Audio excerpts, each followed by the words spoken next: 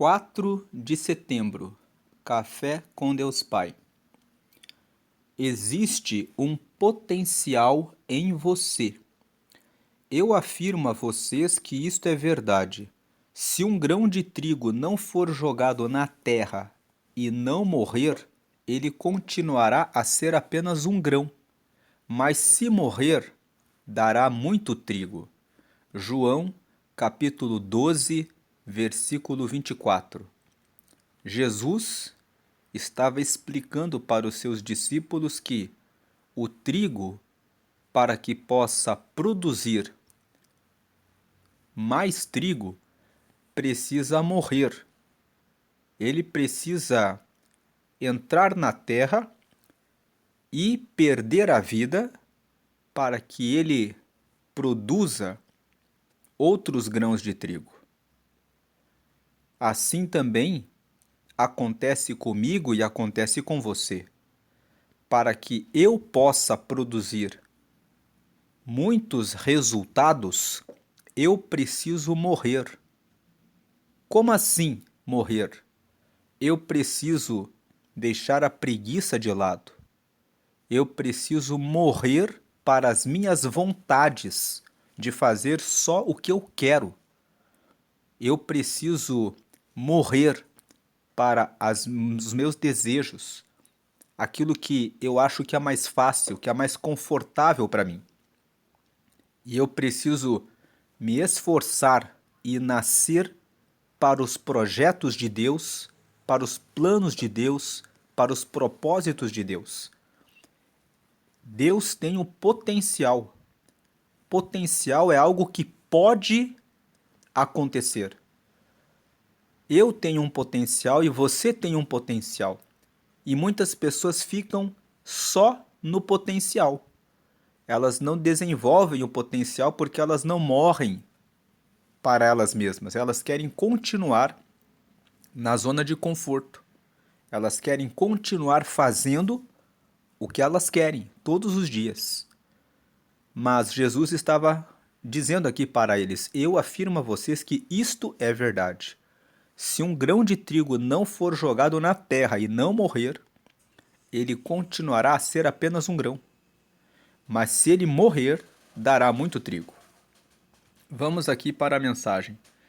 Imagine se Deus hoje revelasse todo o grandioso plano que Ele tem para a sua vida, superando tudo o que você possa imaginar, vendo-o muito além do que você é agora, com uma capacidade de frutificar infinitamente maior do que uma simples semente. Entenda que de fato Ele tem um grandioso plano para você, um chamado, uma missão, destinada a cumprir o propósito para o qual você nasceu. Adão e Eva, no jardim do Éden, desfrutavam de um relacionamento íntimo com Deus, vivenciando plenamente esse propósito divino. Contudo, o pecado, a palavra pecado significa errar o alvo, errar o objetivo, errar o caminho. Então, contudo, eles erraram o caminho, obscureceu esse caminho, tornou escuro o caminho. Eles erraram o alvo de... Qual foi o alvo? Eles desobedeceram a Deus. Tomaram do fruto que não era para ter tomado, que Deus tinha dito, não peguem desse fruto. Quando nós desobedecemos a Deus, nós ficamos no pecado, ficamos no escuro. Por que que nós ficamos no escuro? Porque quando nós obedecemos à instrução de Deus, Deus fala, se você fizer isso, o resultado é esse. Agora, quando nós não fazemos o que ele disse, nós não sabemos o que vem depois. Então eles pecaram, tomaram o que não era para tomar. Deus só disse uma coisa, no dia que vocês tomarem daquele fruto, vocês morrerão. Então eles tomaram do fruto, comeram, não morreram e pensaram, mas e agora, o que vai acontecer? Eles ficaram com o caminho escuro, distanciando a humanidade dos planos originais de Deus, fazendo-nos sentir incapazes de alcançá-los. Assim como uma semente carrega em si o amargor antes de se transformar em uma fruta doce, Muitos de nós nos vemos amargurados e limitados pelo pecado, distantes da essência que Deus planejou. Esse parágrafo que nós acabamos de ler aqui fala de situações em que nós tomamos as nossas decisões de acordo com a nossa vontade. Então a nossa semente fica com a amargura da vida. Tomamos decisões erradas, ficamos frustrados, ficamos com amargura e daí deixamos de acreditar que Deus vai realizar algo extraordinário em nossa vida. Por quê? Porque tomamos as nossas próprias decisões. Agora, o próximo parágrafo. O DNA que Deus nos concedeu vai além de nossas características físicas e habilidades. Ele abriga as promessas e os sonhos divinos para a nossa vida. Para que esse DNA espiritual se manifeste e cumpra seu propósito, é necessário um processo de renovação e transformação. Uma morte, entre aspas, do velho para que o novo possa emergir, ou seja, para que o novo possa aparecer. Hoje, Deus o convida para uma jornada de descoberta e transformação, em que você é chamado a morrer para você mesmo, permitindo que a grandiosa visão de Deus em sua vida se desdobre e o leve a viver em plenitude. A frase de hoje é: você tem o DNA de Deus, com todas as possibilidades de fazer grandes coisas. Veja que Deus dá para nós possibilidades, é possível. Não significa que você vai viver o extraordinário de Deus. Você vai viver o extraordinário de Deus, o potencial de Deus, o que você pode, as possibilidades, se você morrer para as suas vontades e fizer a vontade de Deus. O DNA de Deus está em nós. Ele colocou a imagem e a semelhança dele, ele colocou o registro dele em mim e em você. Mas nem todos vivem todas as possibilidades de fazer as grandes coisas. Mas somente aqueles que dão lugar para morrer, entre aspas, ou seja, deixar de fazer as próprias vontades e fazer a vontade dele para cumprir o propósito dele. Então a mensagem de hoje é sobre o potencial que existe em você, que depende de você. Hoje é o dia 247 de 365, a leitura bíblica de hoje é Tito, capítulo 2, e a palavra-chave é potencial. Vamos para a leitura de Tito, capítulo 2. Tito, capítulo 2. Tito é o nome da carta que Paulo escreveu para Tito. Tito era um discípulo de Paulo. Então aqui no capítulo 2, a carta que Paulo escreveu para Tito, ela é formada por 3 capítulos. Então o capítulo 1 nós lemos, fala que eu, Paulo, que escrevi a carta, depois tem o capítulo 2 que nós vamos ler hoje, e o capítulo 3. São 3 capítulos que a carta que Paulo escreveu para Tito tem na Bíblia. O capítulo 2 nos diz o seguinte, ele fala assim: mas você, Tito, ensine o que está de acordo com a doutrina verdadeira. Quem leu conosco ontem o capítulo 1, pode ver, se você quiser ler o capítulo 1, a mensagem de ontem do Café com Deus Pai, no final a leitura bíblica foi Tito 1. Lá ele fala que havia pessoas ensinando coisas erradas. Então aqui no capítulo 2 ele está continuando e dizendo: mas você, Tito, ensine o que está de acordo com a doutrina verdadeira. 2. Ensine os mais velhos a serem moderados, sérios, prudentes e firmes na fé, no amor e na perseverança. Muitas vezes, os que são mais velhos acabam se tornando impacientes com relação às crianças, aos adolescentes, aos jovens adultos, porque eles querem que as pessoas entendam o que é o caminho correto e que elas façam automaticamente o que é certo. Elas não conseguem entender o processo, a transformação, a renovação que as pessoas precisam passar até chegarem naquele ponto de amadurecimento, até chegarem no potencial que Deus preparou para elas. Então, o versículo 2 ele fala: ensine os mais velhos a serem moderados. Vamos ser moderados com relação aos que são novos na fé. E quando ele fala aqui os mais velhos, às vezes, um jovem pode ser mais velho na fé do que uma pessoa que tem 50 ou 60 anos. Imagine um jovem que cresceu na igreja e que está lá com os seus 26 ou 27 anos e que sempre trabalhou com o Pai no reino de Deus. Ele tem mais tempo de fé do que um homem ou uma mulher que se converteu aos 50 anos e que é como se fosse um bebê, uma criança espiritual. Então, quando ele fala assim, ensine os mais velhos a serem moderados, sérios, prudentes e firmes na fé, no amor e na perseverança, ele pode estar dizendo assim: ei, você que está há muito tempo na fé, você já tem muitos anos, você pode ter 30 anos, mas desde a infância você sempre seguiu a Deus. Você tem mais tempo que muitas pessoas que têm 60, 70 anos.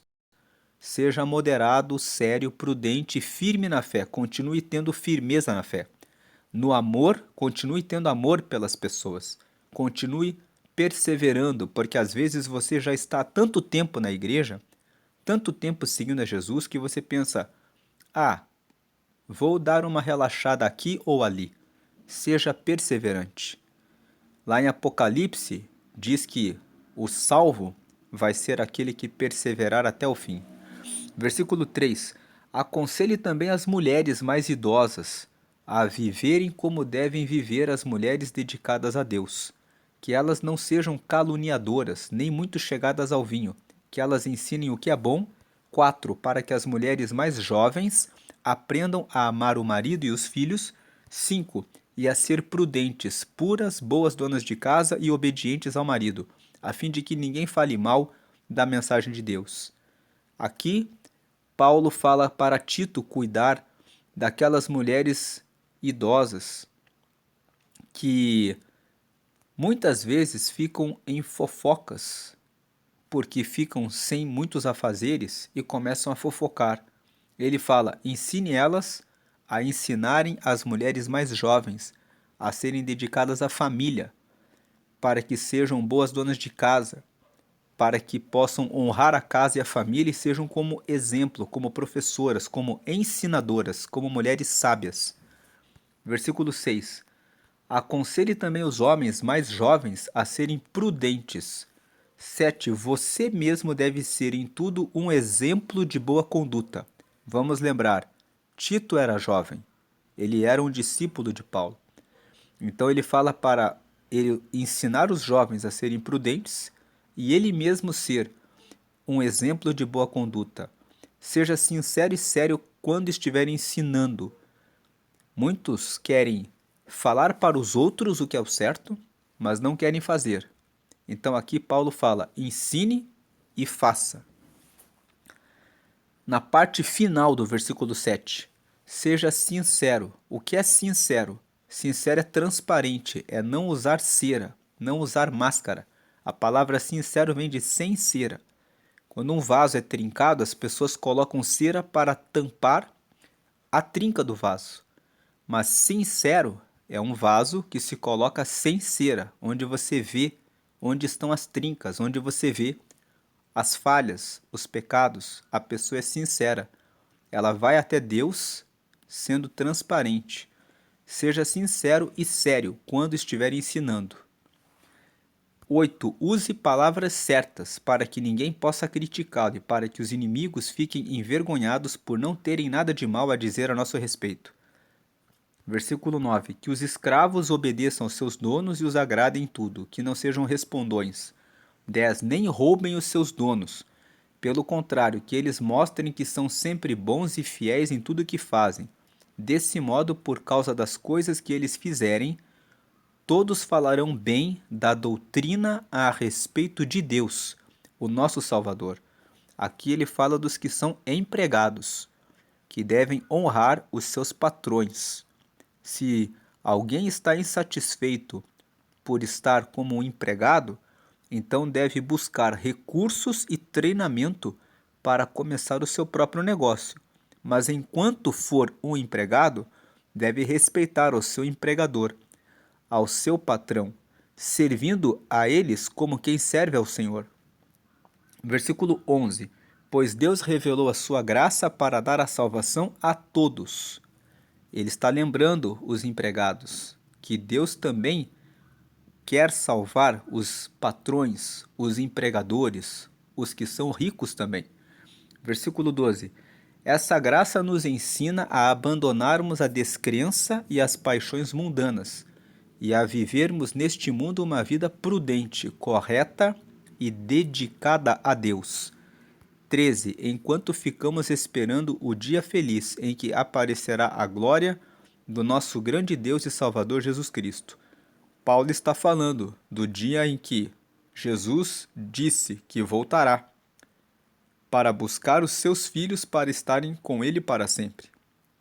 Lá em João, no capítulo 14, no versículo 3, ele disse assim: Eu voltarei para vos buscar, para que onde eu estiver, vocês também estejam comigo. Então existe uma promessa e Paulo lembra dessa promessa, dizendo que os que recebem a graça vivem essa vida dedicados a Deus esperando esse dia. 14. Foi ele quem se deu a si mesmo por nós, a fim de nos livrar de toda a maldade e de nos purificar, fazendo de nós um povo que pertence somente a ele e que se dedica a fazer o bem. Paulo lembra aqui, para Tito, que Jesus morreu por nós para nos dar o perdão dos pecados e nos salvar e nos tornar filhos de Deus. Então, versículo 15: Ensine essas coisas e use toda a sua autoridade para animar e também para repreender os seus ouvintes, e que ninguém despreze você. Paulo fala isso porque muitas pessoas desprezavam os mais jovens. Elas queriam escutar Paulo, mas Paulo estava ensinando os seus discípulos para que pudessem seguir os seus passos, tornando-se pastores, para cuidar do rebanho de Deus. E ele fala para Tito que ninguém despreze você, que as pessoas respeitem a sua autoridade, mas para que você tenha autoridade, você deve seguir essas recomendações que ele falou aqui no capítulo 2, de ensinar e usar as palavras certas. Ensinar as mulheres idosas a serem pessoas sábias para dar aconselhamento para as mais jovens, ser moderado com os mais jovens, cuidar dos idosos, cuidar dos empregados, dizendo para eles serem bons empregados, respeitando seus patrões e cuidando do ensino da igreja. Porque fazendo isso, ele pode aguardar a vinda de Jesus. Você já aceitou Jesus? Se você ainda não aceitou, não recebeu Jesus, não entende qual a importância disso, nós somos pecadores.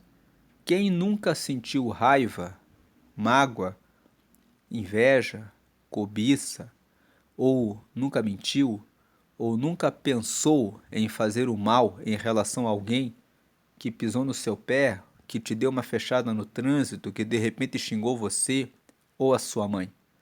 Então, nós vemos que dentro de nós militam desejos de praticar o mal. E só Jesus nos justifica do pecado. Ele é o Deus Filho. Deus enviou ele para nascer de uma virgem, para que ele morresse na cruz por nós, e com o sangue dele, aquele que recebe Jesus recebe o perdão, a limpeza dos pecados. Você é justificado dos pecados. Então, quando Deus olha para quem recebe Jesus, ele vê a marca do sangue de Jesus e fala: ele está justificado. Ele aceitou o sacrifício do Deus Filho. Então, ele está comigo. Então, receber Jesus faz com que você esteja com Deus. Portanto, se você quer aceitar a Jesus, faça essa oração comigo. Diga assim: Senhor Jesus, eu te recebo como meu único Senhor e Salvador. Escreve meu nome no livro da vida e me dá o teu Espírito Santo para me guiar até o céu. Amém. Você recebe Jesus porque quando você recebe Ele como Salvador, você está dizendo assim: eu reconheço que eu tenho pecados. Eu reconheço que eu não posso chegar diante de Deus porque eu estou manchado dos meus pecados. Mas quando eu recebo Jesus, o sangue dele passa uma borracha nos meus pecados. E todas as vezes que eu cometo um pecado e eu peço perdão pelo sangue de Jesus, uma borracha apaga o meu pecado. Isso quando eu cometo o pecado sem a vontade de praticar. Existem pessoas que praticam o pecado deliberado. Ela vai, peca, pensando que depois eu peço perdão. Esse pecado, ele fica na conta da pessoa. Enquanto ela não se arrepender verdadeiramente, o pecado continua como uma mancha na pessoa. É importante entender isso. A borracha do sangue de Jesus apaga o pecado quando estamos arrependidos e dispostos a não cair de volta nele. Se você pensa que é todos os dias pecar e todos os dias pedir perdão no final da noite, você não será limpo do pecado sem o arrependimento. Então, quando você recebe Jesus como Salvador, você está dizendo: eu sei que sou pecador e eu sei que eu dependo do sangue dele para me limpar e me purificar, para eu poder entrar na presença de Deus. É por isso que é importante receber Jesus. Quando você recebe Jesus como Senhor e Salvador, você está dizendo: agora o Senhor Jesus é o meu Senhor. Eu obedeço Ele e vivo para Ele e dedico a minha vida para Ele.